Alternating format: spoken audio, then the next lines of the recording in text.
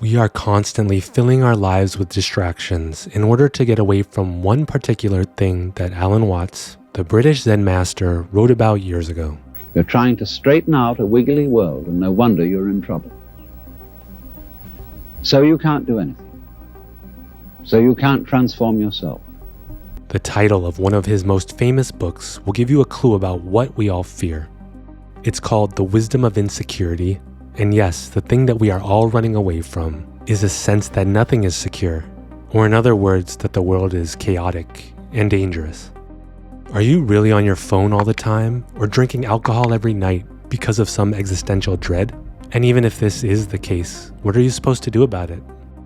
Well, Alan Watts thought long and hard about this issue, and he has some valuable advice about what he called the Honeytrap of Life.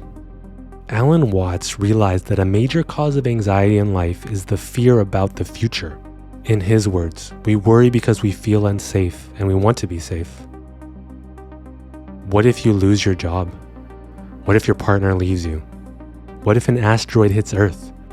We also desperately want to keep things structured and safe, and our response is to endlessly worry about these imaginary scenarios. The problem is that in reality, nothing is safe. Any number of bad things can happen in the future, and they will. We have to come to terms with the fact that insecurity is part of all of our lives. I hear you.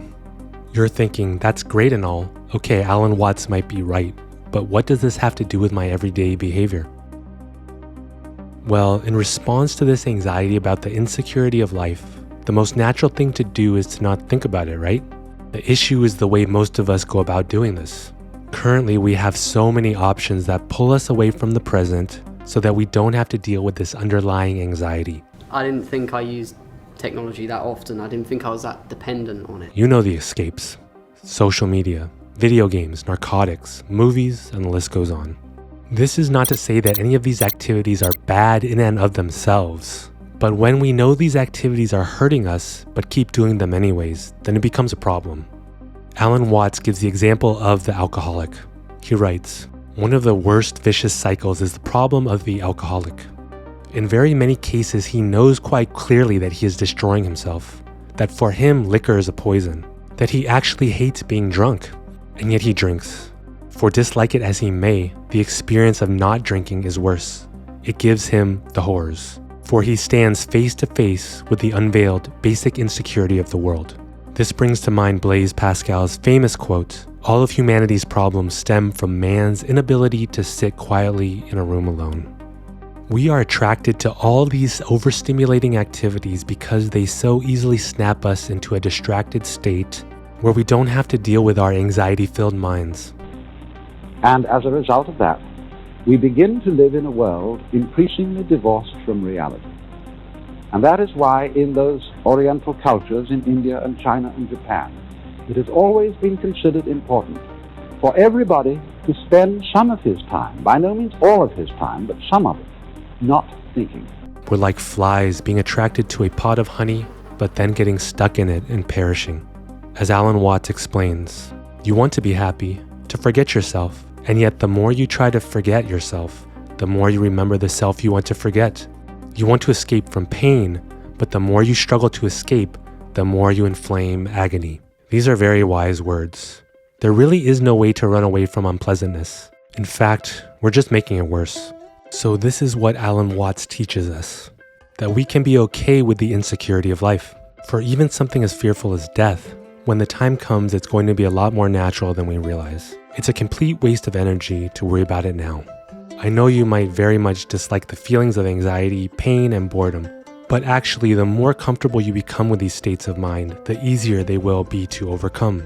One of the great insights in the Wisdom of Insecurity is this: there is a feature of the mind that is like a shock absorber for our negative emotions. When you have a sore throat, for example, a lot of your suffering comes from the ego part of your mind freaking out and looping thoughts over and over again about how much it sucks to be sick. If we are able to accept the pain, stop obsessively thinking about it, and go with the flow of it, then it will dissipate. Our minds have the ability to naturally deal with these situations. In the book, Alan Watts mentions the story of a Chinese sage who was asked, "How shall we escape the heat?" Meaning, of course, the heat of suffering. He answered, "Go right into the middle of the fire."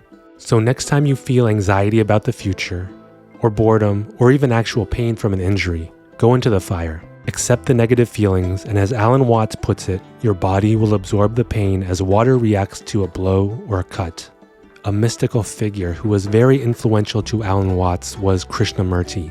He teaches a lot about awareness, which is essentially what we need to bring into our lives. Here he explains it. If I look at the tent because I like the shape of it, I don't like the shape of it, I wish it were cooler, I wish this or that, I'm not then aware, observing the actual fact. Awareness is a simple concept that comes naturally to babies and animals, but not so much to adult humans. Instead of judging our experience, just experience the experience. That's it. And as Alan Watts tells us, this should apply to everything. That is both joyous and painful events. Awareness is a skill that needs to be practiced. In fact, it's easier to practice with difficult circumstances like boredom, because we're reminded to switch into awareness mode with these negative triggers. Give it a try yourself next time when your mind isn't right. Experience and ride the wave of the bad feelings and see what happens for yourself.